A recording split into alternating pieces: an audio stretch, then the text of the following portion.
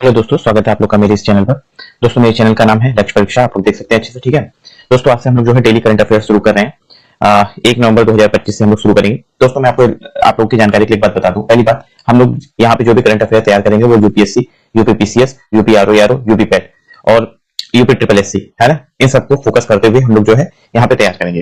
दोस्तों मैं आप लोग की जानकारी के लिए बता दूं कि अगर आप लोग इन सभी जो भी मैं अभी वीडियो बनाने वाला हूँ इसकी अगर फ्री पीडीएफ वगैरह अगर आप लोग चाहते हैं तो करंट अफेयर्स के लिए मेरे इस चैनल पे जुड़ जाइए। और साथ ही साथ मेरा जो ये मेन टेलीग्राम चैनल है इसमें मतलब जैसे जो भी वैकेंसी आती है या जो भी अपडेट रहते हैं रिगार्डिंग गवर्नमेंट एग्जामिनेशंस या हमारे चैनल से रिलेटेड कोई अपडेट रहेगा वो सारे अपडेट्स आपको इस पे मिलेंगे, तो आप लोग इस पे जुड़ सकते हैं। ठीक है, टेलीग्राम पर आपको क्विज वगैरह ये सब कुछ भी मिलता रहेगा। तो दोस्तों सबसे पहले हम आज के अपने कंटेंट की शुरुआत करते हैं। तो आइए सबसे पहले देखते हैं क्या है। तो दोस्तों हाल ही में सरदार पटेल की 150वीं जयंती पर किस स्थान पर हर साल 31 अक्टूबर को गणतंत्र दिवस की तरह भव्य राष्ट्रीय परेड आयोजित करने की घोषणा की गई है। देखिए यहाँ पर क्या हो रहा है, 31 अक्टूबर, सबसे पहले हमें ये जानना है कि 31 अक्टूबर को होता क्या, आखिर ये इतना न्यूज में क्यों है। ठीक है, तो 31 अक्टूबर को आपको ध्यान रखना है कि यहाँ पर जो है हमारे सरदार वल्लभ भाई पटेल जी का जो है जन्मदिन होता है। ठीक है, सरदार वल्लभ भाई पटेल।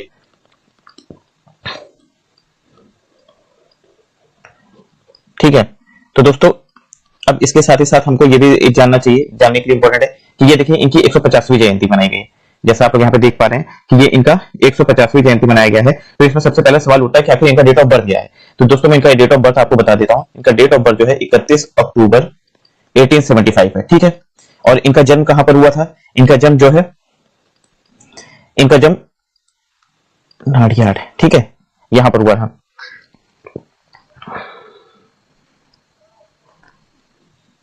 नाडियाड गुजरात में हुआ था। ठीक दोस्तों, अब ये जो सवाल पूछा गया कि ये एकता नगर, इसका आंसर क्या होगा, एकता नगर होगा। कई लोग कंफ्यूज हो रहे होंगे, बारडोली का सोच रहे होंगे, लेकिन ये गलत है। ठीक है, नई दिल्ली भी नहीं है और नाडियाड भी नहीं है। इस तीनों का रिलेशन मैंने आपको बता दिया। बारडोली, आप देखिए बारडोली भी इससे काफी ज्यादा रिलेटेड है, हम वो भी देख लेते हैं बारडोली आखिर क्यों रिलेटेड है। तो बारडोली में दोस्तों मैं आपकी जानकारी के लिए बता दूं कि इनको यहाँ पर जो है सरदार की उपाधि दी गई थी। ठीक है, सरदार वल्लभ भाई पटेल जो हम लोग बोलते हैं वो सरदार की उपाधि इनको यही बारडोली वाले प्लेस में मिला था।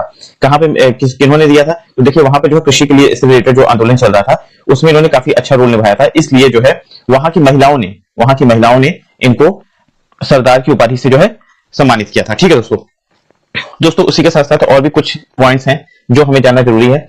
मैं आपको बता दूं, जैसे मैंने पहले क्विज दे दिया है ना, फिर इससे रिलेटेड जो न्यूज है ये यहाँ पर दिया हुआ है, तो आप लोग इसको भी गो थ्रू हो सकते हैं। वैसे मैं ये सब चीज यहाँ पर डिस्कस भी करूंगा साथ ही साथ में।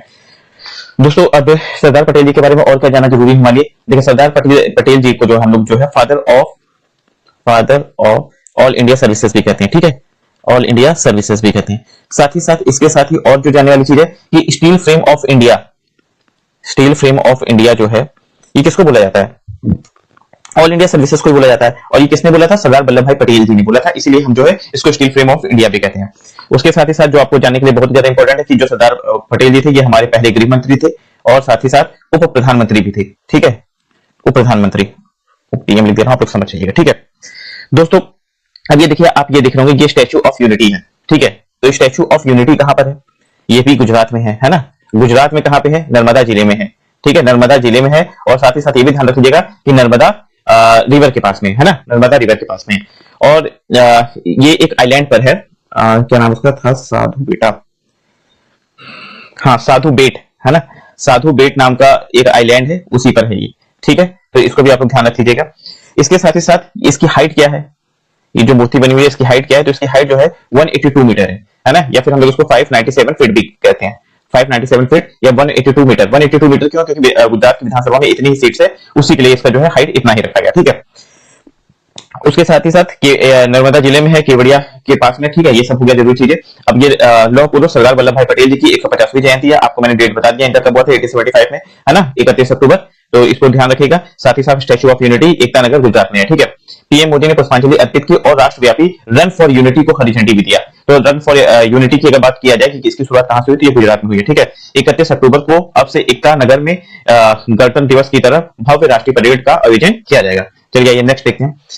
अखिल भारतीय सेवाओं को स्टील फ्रेम की संज्ञा किसने दी थी, और जिनको अखिल भारतीय सेवाओं का जनक भी कहा जाता है, ये हम लोगों ने भी डिस्कस कर लिया था। जवाहरलाल नेहरू नहीं है इसमें, डॉक्टर बी आर अम्बेडकर नहीं है, सरदार वल्लभ भाई पटेल जी हैं। ठीक है, आइए नेक्स्ट से रिलेटेड इंपॉर्टेंट न्यूज एक और रह गया था, इसको देख लेते हैं। देखिए भारत पर्व 2025 की भी घोषणा की गई है।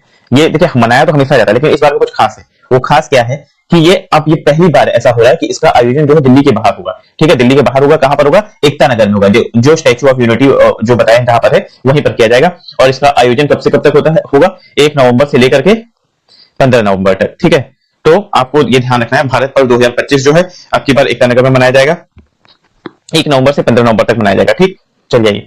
हाल ही में राफेल लड़ाकू विमान में उड़ान भरने वाली भारत की पहली राष्ट्रपति कौन बनी है? जाहिर सी बात है, बनी है, लिखा है तो मतलब महिला ही होगी।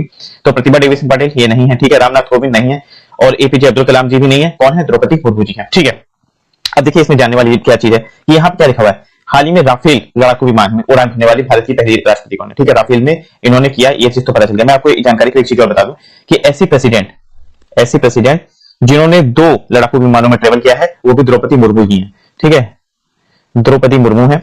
इन्होंने जो है इन्होंने एक तो आपका राफेल में किया है। ठीक है, और उसके साथ ही साथ सुकोई 30 MKI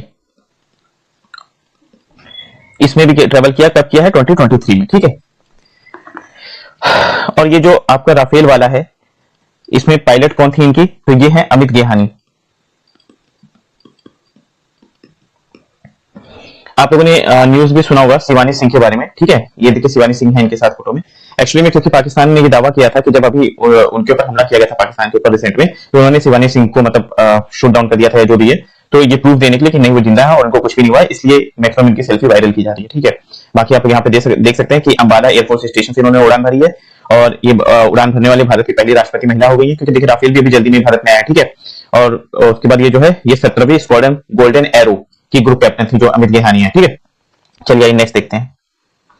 आईसीसी महिला ओडीआई विश्व कप 2025 में भारतीय टीम ने किस देश के खिलाफ महिला ओडीआई क्रिकेट इतिहास का सबसे बड़ा सफल रन चेज 339 हासिल किया है? तो ये जो है इंग्लैंड नहीं है, दक्षिण अफ्रीका भी नहीं है, न्यूजीलैंड भी नहीं है, इसका आंसर क्या है? इसका आंसर है ऑस्ट्रेलिया। ठीक है, तो बाकी ये इसमें दे ही दिया है, सबसे बड़ा रन चेज बनाया हुआ है, इसलिए ज्यादा इसका इंपॉर्टेंस रखता है। बाकी आप लोग मैच के बारे में देख सकते हैं कि सेमीफाइनल में ये हुआ है। ठीक है, 2025 में जो हो रहा है, भारत ने ऑस्ट्रेलिया को जो है 5 विकेट से हरा दिया है।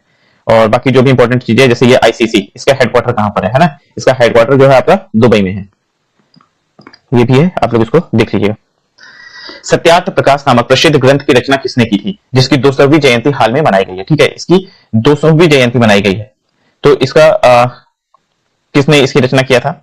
स्वामी विवेकानंद जी नहीं, राजा राम मोहन राय नहीं, और ईश्वरचंद्र विद्यासागर भी नहीं। इसका सही आंसर है स्वामी दयानंद सरस्वती जी। अब क्यों था न्यूज में, पहले हम लोग इसको भी देख लेते हैं। देखिए, अंतरराष्ट्रीय आर्य शिखर सम्मेलन,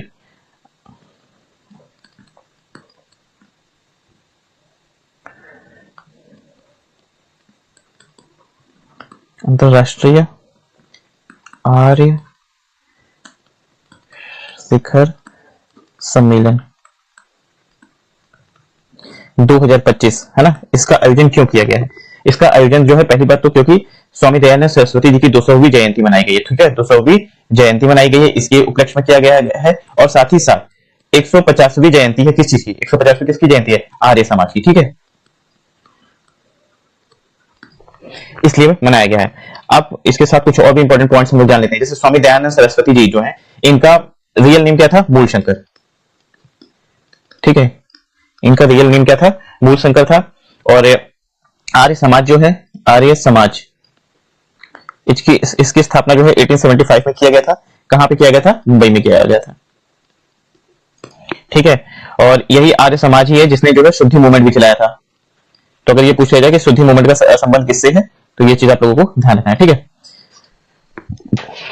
आई थिंक इतना बहुत है। बाकी आप लोग जो है इसमें देख सकते हैं जो इंपॉर्टेंट हाइलाइट्स है ना। ये नई दिल्ली में किया गया है इसका आयोजन, और महर्षि सरस्वती दयानंद सरस्वती जी की 200वीं जयंती और आर्य समाज के 150 वर्ष पूरे होने के लिए। ठीक है दोस्तों, देखिए हमारे करंट अफेयर से हमको पता चल जाता है कि हमारे हिस्ट्री वगैरह में क्या क्या इंपॉर्टेंट टॉपिक्स है। आप यहाँ पे देख सकते हैं, इसको रिफर कर सकते हैं। ठीक है, चलिए नेक्स्ट क्वेश्चन देखते हैं। नेशनल ई विधान एप्लीकेशन नेवा को 100% लागू करने वाली, पूरी तरह से पेपरलेस बनने वाली भारत की पहली विधानसभा कौन सी है? ठीक है, तो उत्तर प्रदेश नहीं है, गुजरात भी नहीं है, हिमाचल प्रदेश भी नहीं है, इसका सही उत्तर क्या है? नागालैंड है। अब नेवा का फुल फॉर्म आपको पता चली गया है, क्या है इसका फुल फॉर्म? नेशनल ई विधान एप्लीकेशन। ठीक है, इसका जो है अभी 3rd सम्मेलन हुआ है, ये आपका जो है न्यू दिल्ली में इसका आयोजन हुआ है। ठीक है, इसका काम क्या है कि सभी विधानसभाओं को जो है paperless banana, paperless Vidhan Sabha.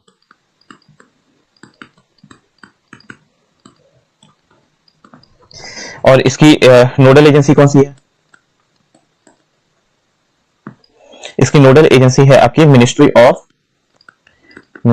Of parliamentary affairs. ठीक है,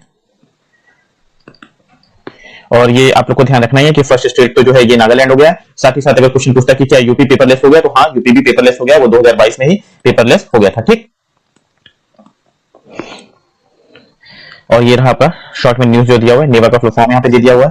ठीक है, सभी राज्यों को सभी राज्य विधानसभाओं को पेपरलेस बनाना है, और उसके लिए वन राष्ट्र वन एप्लीकेशन। देखिए ये इसका नेवा एप्लीकेशन जो है मेन ये इसलिए बनाया गया क्योंकि पूरे होल इंडिया में जितने भी स्टेट्स हैं, उनकी जितनी भी विधानसभाएं हैं, उन सबके लिए एक सिंगल एप्लीकेशन रहेगा, उसका नाम क्या है? नेवा। ठीक है, और किस थीम पर ये काम कर रहा है? One nation one application. इसको आप लोग ध्यान रखिएगा। एशियाई विकास बैंक, जिसने हाल ही में भारत में कृषि सौरीकरण के लिए $460 मिलियन के ऋण को मंजूरी दी है, का मुख्यालय कहां पर है? एडीबी यानी एशियाई विकास बैंक। इसका कहां पे? जकार्ता इंडोनेशिया नहीं, मनीला फिलीपींस में। ठीक है, बाकी दोनों भी गलत है। इसका बाकी का इंपॉर्टेंट क्विज आप देख सकते हैं, इतना ज्यादा इंपॉर्टेंट नहीं, इसमें मेन आपको जानने वाला ये है कि मनीला फिलीपींस में इसका हेडक्वार्टर है। ठीक है, और $460 मिलियन जो है मिले हैं एग्रीकल्चर सोलराइजेशन के लिए। ठीक है, हाल ही में पश्चिमी सीमा पर आयोजित त्रिशूल क्या है? यह एक नई मिसाइल प्रणाली है, गलत। ये एक नौसैनिक जहाज है, गलत। एक एयरफोर्स ऑपरेशन है, गलत। ये क्या है? एक त्रिसेवा सैन्य अभ्यास है। ठीक है, ये आपका जो त्रिसेवा यानी एयरफोर्स, नेवी और आर्मी तीनों के साथ मिलकर के किया गया। ठीक है, ये कहां पे किया गया है? पश्चिमी सीमा में किया गया है, पाकिस्तान की सीमा के पास में किया गया है, जिसमें देखिए थल सेना, नौसेना और वायुसेना तीनों मिली हुई है। और 30 अक्टूबर से 10 नवंबर तक इसका जो है आयोजन किया जा रहा है। देखिए अब इसमें डेट तो हम नहीं याद कर सकते, लेकिन हाँ सीरीज ध्यान करने के लिए अगर आप इसे सुनते रहते हैं बराबर कि भाई हाँ ये जो त्रिशूल अभ्यास है ये कब हुआ है? ये आपका जो है यहाँ पे आपका डेट कब है? 30 अक्टूबर से 10 नवंबर। अक्टूबर नवंबर अगर आप ध्यान रखते हैं, क्योंकि अभी आपको मालूम है पिछले साल जो हुआ था यूपीपीसीएस वाला जो एग्जाम हुआ था, उसमें सीधे अरेंज करने को दे दिया था एक्सरसाइजेस, है ना। तो अगर हर मंथ आप सुनते रहेंगे तो उससे आपको ये अरेंज करने में हेल्प मिल सकता है। वैसे पॉसिबिलिटी कम है ऐसे क्वेश्चन दोबारा आने की, लेकिन आएगा तो आपको काफी हेल्प मिल सकता है। ठीक है, विश्व शतरंज महासंघ का मुख्यालय कहां पर स्थित है? इसका पेरिस फ्रांस गलत है, न्यूयॉर्क यूएसए गलत है, दुबई गलत है, और इसका आंसर क्या है? Lausanne Switzerland. अब इससे रिलेटेड जो न्यूज है वो देख लीजिए। नमित वीर सिंह वालिया बने इंटरनेशनल मास्टर। ये यहां से इंपॉर्टेंट हो गया, क्यों? क्योंकि इंटरनेशनल मास्टर बने। कहां के हैं ये? पंजाब के हैं। ठीक है, फीडे ने उन्हें फ्रांस में प्रदर्शन के आधार पर इंटरनेशनल मास्टर का खिताब दिया है। फीडे का मुख्यालय लुसाने स्विट्जरलैंड में है, ये आप लोगों ने देख लिया। ठीक, अब ये हाल ही में हाइलो ओपन बैडमिंटन टूर्नामेंट में विश्व के 13वें नंबर के खिलाड़ी को हराकर बड़ा उलटफेर करने वाले भारतीय खिलाड़ी का नाम क्या है? लक्ष्य सेन नहीं, किदाम्बी श्रीकांत नहीं, एच.एस. प्रणय भी नहीं, किरण जॉर्ज नहीं। ठीक है, इसका सही आंसर क्या है? किरण जॉर्ज। हाइलो ओपन सुपर 500 जो कि जर्मनी में हो रहा है। ठीक है, इसमें जो है किरण जॉर्ज ने इनको हराया है। एनटीपीसी वाला सवाल हाल ही में एनटीपीसी की सहायक company NTPC green energy limited, angel है ना, एनटीपीसी ग्रीन एनर्जी लिमिटेड, ये किसकी सहायक कंपनी है? एनटीपीसी की सहायक कंपनी को भारत सरकार द्वारा शेड्यूल बी सीपीएससी से किस दर्जे में अपग्रेड किया गया है? तो क्या ये महारत्न बनी है? नहीं। नवरत्न बनी है? नहीं। मिनी रत्न बनी है? नहीं। इसको शेड्यूल ए में ला दिया गया है। ठीक है, अब देखिए कई लोगों को इसमें एक कंफ्यूजन हो जाएगा कि ये शेड्यूल ए और शेड्यूल बी क्या है, और क्या ये महारत्न, नवरत्न या मिनी रत्न से इसका कोई रिलेशन है कि नहीं है। ठीक है, आप इसका जो ये एक्सप्लेनेशन है, मतलब उसका जो हमने एक्सप्लेनेशन दिया है उसको तो आप पढ़ ही सकते हैं। ठीक, लेकिन इसमें ये जो डिफरेंस है इसको जानना बहुत ही जरूरी है। तो मैं आप लोगों की जानकारी के लिए बता दूं, जो ये शेड्यूल ए और बी है, ठीक है, तो शेड्यूल ए क्या है? ये रत्न दर्जा, देखिए रत्न जो दिए जाते हैं, रत्न जैसे महारत्न हो गया आपका, ये महारत्न हो गया, नवरत्न हो गया, मिनी रत्न हो गया, है ना, ये कंपनी के मुनाफे और निवेश करने की छूट को दिखाता है। ठीक है, लेकिन अगर शेड्यूल की बात करें हम, तो ये स्ट्रेटेजिक इंपॉर्टेंस दिखाता है। इससे क्या होता है? देखिए ये जो शेड्यूल वाली बात है ना, शेड्यूल जो है, इससे क्या होगा कि ये लोग अपने जो टॉप एम्प्लॉइज होते हैं ना, टॉप मैनेजमेंट जो होते हैं, इनकी सैलरीज वगैरह डिसाइड करने का इनको जो है फ्रीडम मिल जाता है। ठीक है, और उसके साथ कुछ ना कुछ एक्स्ट्रा भी फ्रीडम मिलते हैं, जिसके थ्रू लोग अपने कंपनी को और भी ज्यादा आगे बढ़ा सकते हैं। मेन इसका मकसद जो होता है ना, मेन जो होता है वो इसका, इससे क्या होता है? इसका स्ट्रेटेजिक इंपॉर्टेंस दिखाता है।